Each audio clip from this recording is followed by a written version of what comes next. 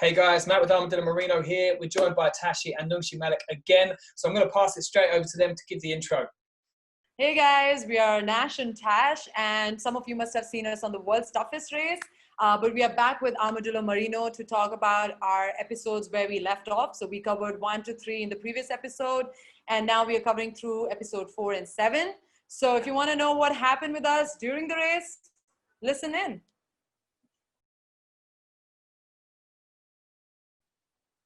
So guys, one of the things that we didn't actually talk about that much in the previous episodes that I'd be interested to find out a bit more from you is the paddleboarding side of things. Now, you'd never actually paddled before, let alone paddleboarding. So give us a bit of info on your experience doing that and what happened when you were on those legs. Yeah, well, honestly, it's not an easy thing. You know, when you look at adventure sports and when you look at sports that involve water, where you have no control of nature, it was one of those things like when I first got onto my paddleboard, I was freaked out because not only did I not know how to paddle this thing, I didn't even know what was the appropriate way of paddling a board. You know, so I got inside the water very confident, and I think that's what helped me cope with the stress of just doing a paddleboard, is that I wanted to experience what it is like firsthand, but at the same time I wasn't willing to not learn. I wanted to learn this throughout the course, and I know I took one step at a time. But there were times, like I can tell you, when I started out, so I started paddling, I started following what the other team members were doing, and that helped me to understand, how to better paddleboard. Yeah. But there was one time where I had no control. Like I was trying everything to go where my teammates were going, but the water was not allowing me to go there. So it was basically drifting me away from them. And I was trying everything. Like when you're getting on a paddleboard for the first time, what are you going to do? Your human instincts, you're going to do whatever to survive. And that's what I did. I kept paddling and trying to make it to my team members, but in vain. So I started crying that moment because I felt helpless, because I didn't know what to do. I had no experience, and I panicked, and I know I shed so many tears. And that moment, unfortunately for my team members, they couldn't even hear me because, the storm had kicked in and there was no way my voice was going to get to them. And thankfully, the other member, Praveen, was behind me. So he saw me struggle and he came, and that's when we used our throw bag to sort of tow each other and, maneuver through that section until we got to the river leg. So it was quite a challenge, and I'm glad I overcame that. And now at least I know what it takes to paddleboard. We're coming up to the Billy Billy section. And you guys would have been wet and stuff like that. We're a good few days in. Like the kit, the garments that you're wearing, obviously Armadillo Marino being the base layers and stuff, like how are you faring? Did you bring more than one change, or is it kind of like the same kit that you're wearing as you start, as you finish? Like how does it all work? Because you're on eco, so you're not going to have a whole backpack full of clothing, are you? No. Well, in fact, we went into the deciding our gears. I think we went with the mountaineering point of view. Like you need to carry extra stuff because what if, that's how we prepare up in the mountains as well. We have everything extra. But obviously during eco race, we were quite mindful that, everything you do on the course, you have to, basically take the pain of like how heavy the backpack was going to be and stuff. So we knew we had to minimize our, taking of our gears in that sense. So we did wear armadillo layers, and that was pretty handy. So we didn't actually feel the need to carry the other pair. We would only have extra t-shirts because that's something that we had to wear constantly during the race course. But apart from that, I just had one armadillo base layer throughout, and it wasn't that bad because it dried off quickly. It was easy to, deal with. So I don't think we needed any other layer. Yeah, apart from like the team shirts, which was a mandatory requirement that everybody had scores set. Mm-hmm. You're looking at 10 days for some teams. So it's like, even that is enough to say that it might be disgusting because you're wearing one shirt roughly for 2 days or 3 days. Yeah. But apart from that, whatever time we had in the camp, which was like an hour or two, or for some teams 6 hours almost, that they had the choice of having something dry, something warm. So armadillo socks, I must say, we kept tons of that because we wanted to protect our feet the most. And we had taken about, I think, 20 pair each, and you can imagine how quickly we were changing them. Yeah, each member. So we had a lot of socks with us. We didn't think much about the shirt. We're like, okay, we can deal with the obnoxious smell. And I think that's because we heard so much about the issues with the leg. So we were more cautious about protecting our feet because there was a lot with jungle rot and so many other issues with the feet. So we knew we had to look after our legs more than anything.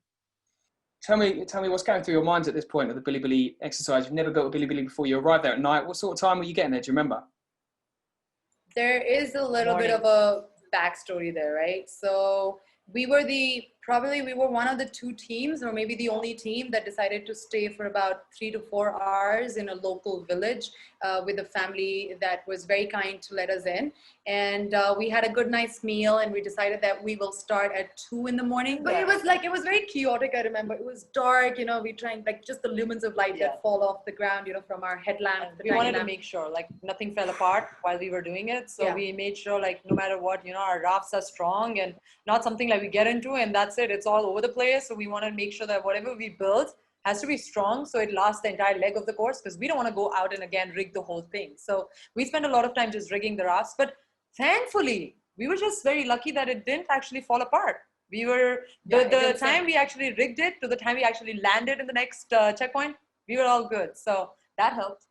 And there's the next scene that I just want you guys to have a look at, and it's great that some of these you'll be the first time you're seeing them, is kind of you guys on the Bilibilis, having been on it obviously for a period of time because it's now daytime again. Have a little watch and kind of take me through it, because you're admitting, Nungshi, I believe that you're sort of saying that when you're tired there's not much talking going on, kind of thing. Right. You're like a pro.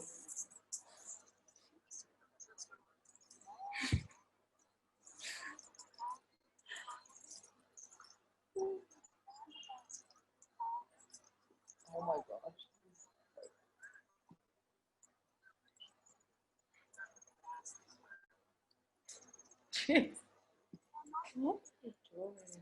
So because this one's a little bit longer, walk me through, like, how are you guys, obviously you're telling us a bit about how you're feeling, but you've been paddling for some time, going about 0.0062 miles per hour, I think, on that river, wasn't it? That's true. That's the right way of describing it, actually. I mean, it looks very classy to see myself going all that strokey and nice with that bamboo, but that wasn't the picture, clearly. I was struggling, and I constantly looked down to see if my bag was getting wet or if we were sinking. Yeah, there were moments like if you didn't, spread out on that Bilibili, that you would have parts of the Bilibili go down. Yeah. And so we were also like conscious about like where we were seated. And, there were times when I was standing and sitting and we were trying to just navigate the waters. But why I laugh right now when I was looking at this is, if you notice under Tashi, there is like this huge inflatable bag, or it kind of looks inflatable. It's actually water.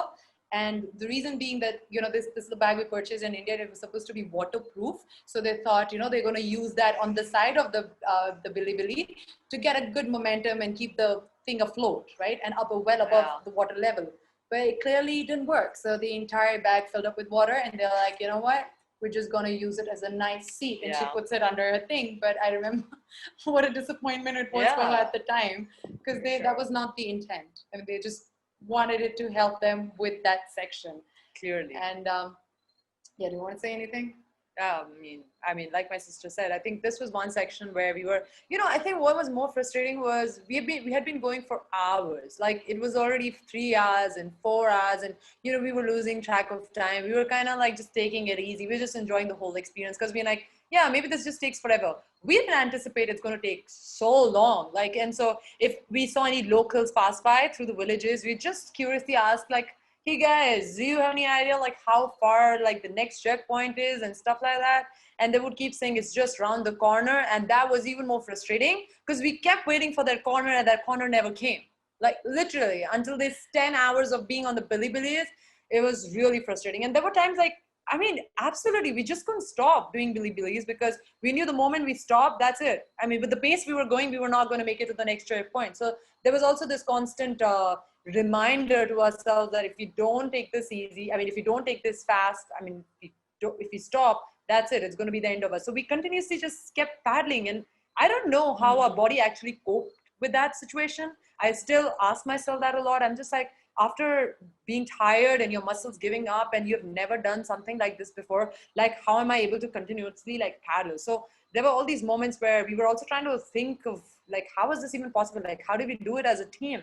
And I haven't really found answers to that, except the fact that we had to make it to the next checkpoint, and it was this adrenaline that kicked in, and we just kept going. Yeah, we were very exhausted, and there were like parts where the water was shallow. Was not to the point where you could walk, stand, and push your billy because that's not how shallow it was. But to the point where you could actually take your bamboo and stick it to the ground, whatever like I would say it was about 7 to 8 feet. And you try to push it with your bamboo, so you think you're getting momentum, but then you're exhausting yourself because you're barely even moving. So what's the point? I mean, just you hope for something to get better, but I think that was one place where we didn't talk much because we're like, we got to save every ounce of energy on this leg. And wherever we found a little bit of a fast current, we would try and get there, but by the time we got there, the current was gone. So I was like, what are we trying to do here? We were just going zigzag for nothing. Like it was frustrating. It was 35 to 40 kilometers, right? 35 kilometers. So it's not easy. No. It didn't look easy at all. That was one of the ones. It doesn't matter what team it was. You know, some people were sort of semi-submerged. Were you quite submerged when you were doing it then? No, we didn't. We came across the teams that were submerged and the ones that had to pull out to fix their. So I was like, okay, we don't want to see ourselves there. So we didn't know until the time we saw these team members that this is a real challenge. Like, your bamboo's giving way and your cords coming out is a problem in the water. We didn't think of it when we were building our billy. We clearly didn't. All we knew was like they had to be, properly placed, and whatever we could, the knots had to be extra tight, like put every bit of energy there. But we didn't anticipate something like that to happen with other teams. And when we saw that, I was like, okay, so scared. That is that's trouble, right? When you don't think your thing is going to sink, your billy, but it does. Now what do you do? Oh no, definitely not. I think that, I suppose you probably saved yourselves time on the side of not having to stop and repair. So where you lost your time at the start, you'd made it up a little bit with not having to stop. So obviously you're very good at tying knots, congrats on that. And I know that in camp 2, when you'd stopped, one of the things that you'd mentioned in the video that we went through is that the biking leg was the most challenging, one of the most, if not the most challenging part for you. And there was a lot of what was collectively maybe 100 kilometers, if not more, of biking was there. I'm sure there was a couple of legs. Definitely. So there's a small video just of you guys, just it's interesting to see you guys watch it. So just watch, while you're watching that, just kind of take me through how you managed to pull yourself out of, keep pushing on the bikes and stuff like that. Wow, okay, that was crazy. I know I was breathless, and then on top of that I had to talk of what I was feeling, and it was crazy because the bike sections, it doesn't look that intense there, but when you're on the course, oh my goodness, there was not one part of my muscle. Like, when you think of biking, you think of just legs being used and your hands on the radar, but oh my God, your whole body starts giving you that ache because, your muscles, you're pumping it non-stop, and, the whole body reacts that way. But I can tell you, like, we were really bad when it came to biking uphill. Like, our team really wasn't good with biking uphill with confidence because we had never done it. Like, we just got our bikes 2 weeks before this race. And I know that our motive, because we knew we had to get past this biking leg section as fast as we could, our whole coping mechanism was that we knew that the downhill was going to be easy because obviously you're just cruising. You don't have to do much there except for balancing yourself on the dirt track. But when we had a section where it was uphill like that, we just made sure that we're going to use our hiking skills to play because we were very good with hiking and walking, and we've been doing that as a part of our life like forever. So we knew that was one of those things where we felt confident, and we knew the moment that section comes, we're just going to jump off our bikes and start pulling the bike as fast as we can because that's the only thing we could do it because we weren't really good mountain bikers. And then I remember the section 2, like we were just together, just trying to pull this bike up because we tried everything with our energy and strength, but nothing worked. Like we were so bad with mountain biking, to be honest. And that was one of the weaknesses as a team. We couldn't pull off easily because we know there were certain other teams who are really good with mountain bikes and they were okay, going up these intense slopes, but our team, nah, that was one of the craziest moments. No, but I think, like I do think that when, when we started out, like just going uphill, like, we realized that you save a lot more energy when you just push your bike up rather than just do that trail. So what was frustrating is like seeing other team members so effortlessly go uphill, but then you were also mindful of the fact that Yeah. You will save energy when you just hike up and not strain your knees as much, or lug your bike up. So we just took it nice and easy. Like, we couldn't stress too much about biking uphill. There's another clip I'm going to send you now. So this one's. Oh.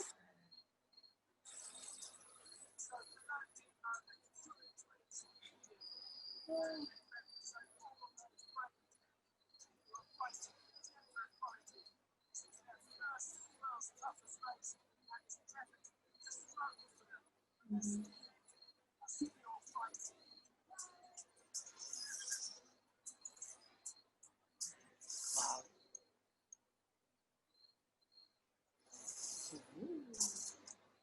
Wow.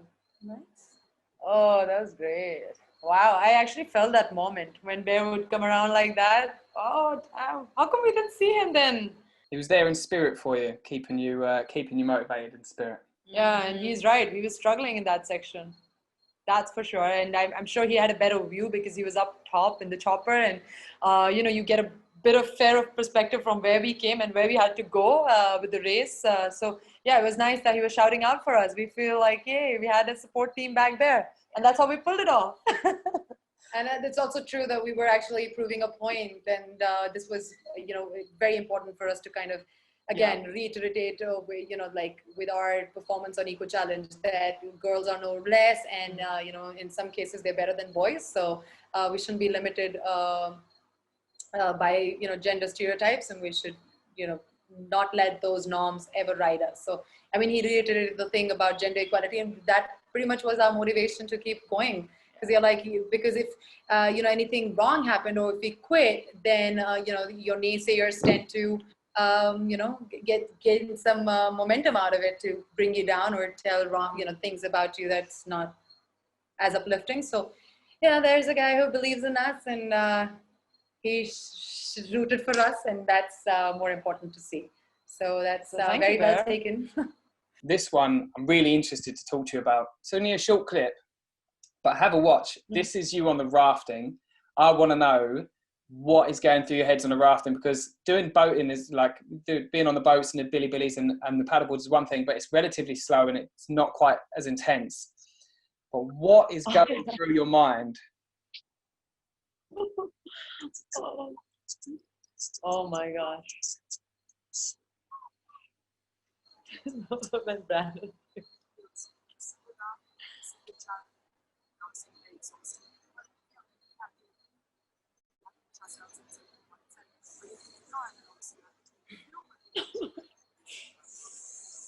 Crazy.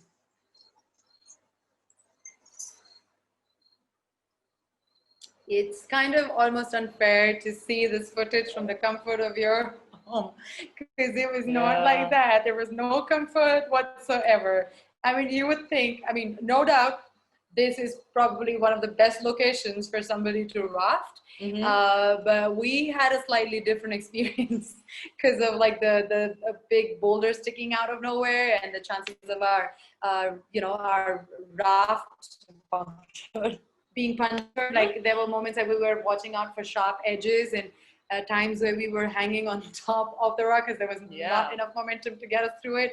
So there was a lot that was going on through our mind, obviously distracted by the beauty of it all, but also being conscious of the fact that we were driving this big thing with our own strength and energy. So while we were also admiring the beauty, we were constantly trying to watch out for any possible danger of puncturing a raft. Or So has that experience made you want to sort of give up the mountaineering and get yourself stuck into rafting now instead? I would say I have fallen for the water, no doubt. Like, I feel like I want to go back and do much more that I can in the water now, because I think it also brings it also brought a lot of confidence in me. I was always scared of the water, and then there I was like, even if I die drowning, I don't care. Like, it's an experience worth living, and I want to do much more that I already have done in the water, because it was an empowering state of being. And I'm actually grateful for the opportunity. Being on Eco Challenge, there were so many moments that as a team we pulled off without having any prior experience, and that has actually taught us.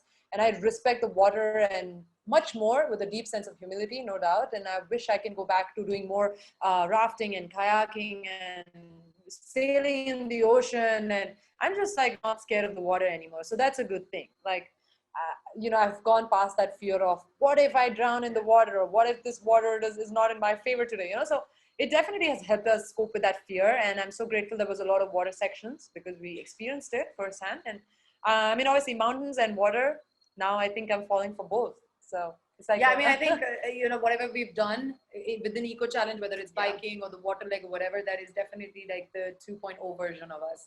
Like we far like beyond our expectations. We like what we did and how we cope with various situations is just like nothing short of a miracle. And that's Nash and Tash 2.0 version. Perfect. This is it. Actually brings me on to the last one that we'll go through, where we sort of see you guys, and it's you team up with the Mad Myers to sort of navigate through the jungle. A lot of people will get in lost. Yeah, so there's two things I was going to ask you. So one, did you guys get lost at all? Because we didn't really see you get lost. Yeah. We made some nav errors for sure. In fact, the first, that Overlow Island, we got lost. I think we took 2-3 times the wrong path to get to checkpoint 2. And we actually have been lost a couple of times, but not in a dramatic way. Like we never got lost for more than an hour. Like we didn't lose on that time. So it was just basically 15-20 minutes of extra, just taking a nav error and going the other way. Nothing dramatic for sure. Like very difficult. That navigation through that, so steep, some ridges were like knife edge, like where you could one wrong step and you could have fallen down and the river, gone. And I was like so worried. I was like, I've never experienced anything like this before. And lots of slipping, lots of elbow injuries, bruises. So much happened in that tiny section of the jungle crossing. And it took us so long. Worst case scenario. And like when you slip with all that weight on your back, you don't want any of that because it messes you up. You're like, whoa, hang on to something. And it got to a point where you're like, I hope this doesn't lead you to an abyss. Like you fall and then you don't find yourself out of anything. So we were quite worried, actually, to be honest. One of the craziest sections of the leg. That kind of closes it off. We're going to be doing another one, and the next one we're going to be covering the sort of final episodes, which actually I'm really excited about, and I'm sure you guys are quite excited to cover some of that stuff as well. So we'll sort of cover that, especially since we're coming up to the falls, which you guys were probably the only team that was genuinely excited to reach that point. Yeah, 100%. There are some interesting episodes during the last leg, so we'll be happy to share them, and it's going to be really, really fun. And like or sad. Whatever it is, we'll find out when we get there. Yeah. I would like to. I imagine that everybody is watching has either binge watched it, or if not, they need to go and watch the next episodes. Definitely, cool. Must watch. Worth it. Perfect. Well, I'll say thank you very much for joining us again, and we're glad. Love the armadillo, the purple armadillo, by the way. Some special editions there for you. So I hope you're enjoying that. But yeah, big thank you from us at Armadillo. Thank you for having us and, listening to our stories of this amazing, incredible adventure. And we can't wait for what's about to be unveiled in the finale. Yeah, and extremely happy to flaunt these Armadillo shirts because these are our favorite. Casual wear, professional wear, fits all categories. So we're absolutely thrilled to be a part of this family. There you have it. As told by Tashi Nungshi Malik, that was episodes 3 to 7 of the Eco Race. Next one that we do will be the third in the series, the third and final, where we cover episodes 8 to 10. This is where they really dig deep. So if you like that, make sure you subscribe. Stay tuned. Hit that little bell button because we'll notify you when we drop the next video. Until the next one.